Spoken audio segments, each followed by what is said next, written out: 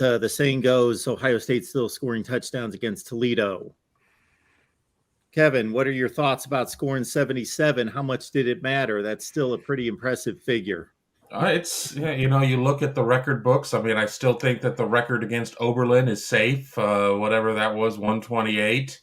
I think that once you get to 70, it's kind of a case of where it's like, all right, you have to figure out how to put the brakes on this train. And TC Caffey certainly was not going to be denied when the walk-on running back sat there and went into a pile and was not brought down, and then took it out to the right side and scampered about 50 yards for a touchdown to take it to 77. And quite honestly, at that point, if there were more time on the clock, I'm not convinced Toledo would have been able to stop kneel downs at that point. Yeah, Toledo was pretty feeble. They pretty much stopped playing there in the fourth quarter, and maybe in the second half they shut it down. And one more touchdown, they would have eclipsed the 83-point game that Ohio State had against Iowa in 1950, or 50, I think it was 50. And they were within 13 yards of the school record for yardage in a game, which was 776 against Bowling Green from 2016 or 2017. I'm not sure. One of those 2 years. I think 2016. And they were a few yards away from that. And I don't think you can gain a whole lot from what happened in that game. I just think Toledo was completely outmatched.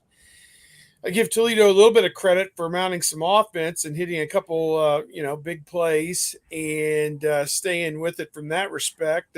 And the score really didn't get out of hand until the third quarter, obviously. But it just kind of was an avalanche, and Toledo couldn't get out of the way of it.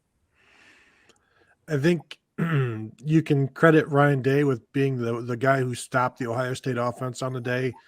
Toledo held Ohio State out of the end zone on just 2 drives. The last one was the kneel downs. The one before that, it was about 4 drives before that. The only one that ended in a punt. Ohio State had a 4th and 3 from the Toledo 39 that Ohio State definitely could have gone for and likely would have gotten, and then would have just scored another touchdown out of that. So anytime you can go, CJ Stroud was 7 of his first 8 drives ending in a touchdown. That's impressive. And we saw the precision, the accuracy that he has. And it's that you have to, the opportunities that you get against Ohio State and their offense, you have to capitalize on them. And Toledo dropped an interception, could have come away with another one.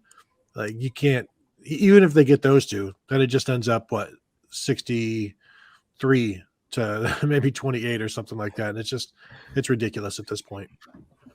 So on the flip side, looking at the defense, this Toledo quarterback was pretty impressive, running around making plays. Daquan Finn, and that 50-yarder, I think, caught some people's attention and seemed to be what I'm hearing from Ohio State fans as, if Ohio State's playing a game later in the season, maybe this week in the mid to high 20s, then, a 50-yard play for a touchdown in a game in which 100 points are scored is one thing. It's just one of a zillion, but it could be a backbreaker.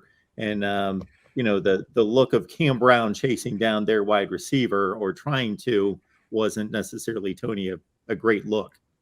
No, it wasn't. And it wasn't really a great move to get open like that against Cam Brown. So that's a concern, because that's something that, even though Daquan Finn was rolling out on that one and he could have kept the ball and ran it for about 30 or 40 yards, he let it go. And that's something that could happen with Graham Mertz. Like, Graham Mertz doesn't need to get out of the pocket to be able to make that throw if Cam Brown isn't going to cover that well, or cover as poorly as he did on that one.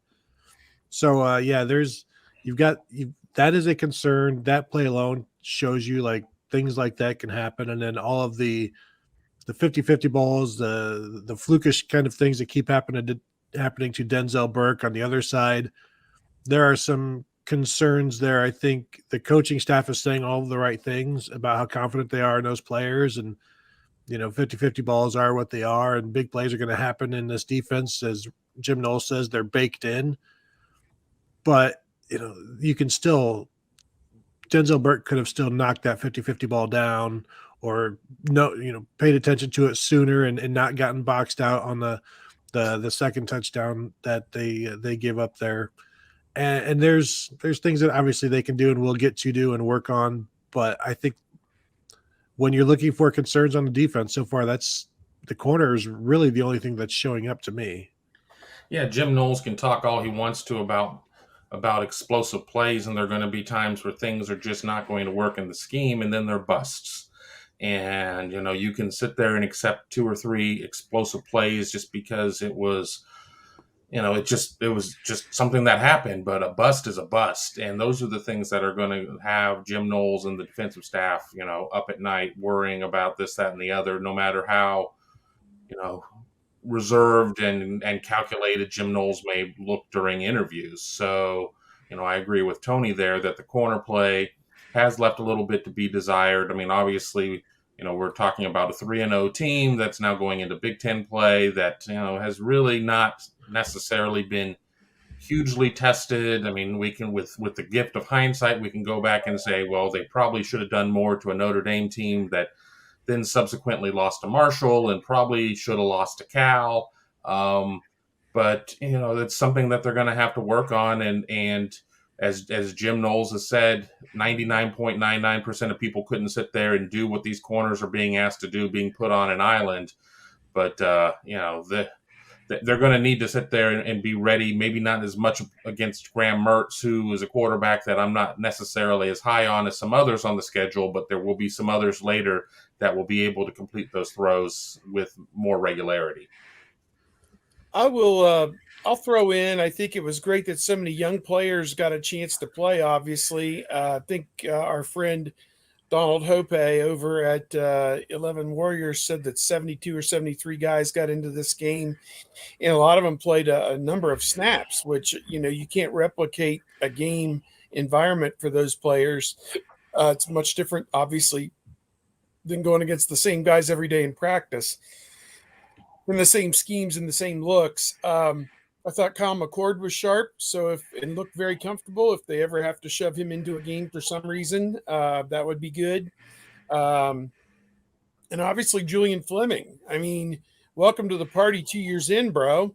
2 touchdowns. He had 19 catches and 1 touchdown in his 2-year career, and tripled his number of touchdowns in one game. And is this a guy that can be counted upon now going forward at wide receiver? Does he make it, instead of a big 3, does it become a big 4 now with him in the mix as well? So I'm interested, excited. Cade Stover, huge game at tight end. Does he make it a big 5, in terms of guys who are receiving threats? Travion Henderson, we don't know what's up with him. And the ankle, he left the stadium, his foot was in a walking boot.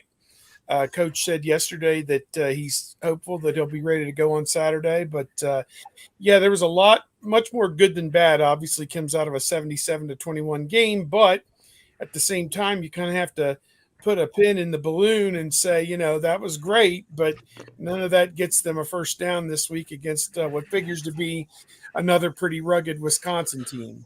One other thing that won't impact the Wisconsin game is just the next time they face a quarterback that can run like Finn or comparatively like him, I think they're going to be much better prepared, because there were times they didn't seem as prepared as they could have been, and they were surprised by his mobility, as Jim Knowles didn't like the way they were lunging after him and things like that. But also they just didn't have anybody that could prepare them for that. And now they've seen it, so you'd expect them to be better for it the next time.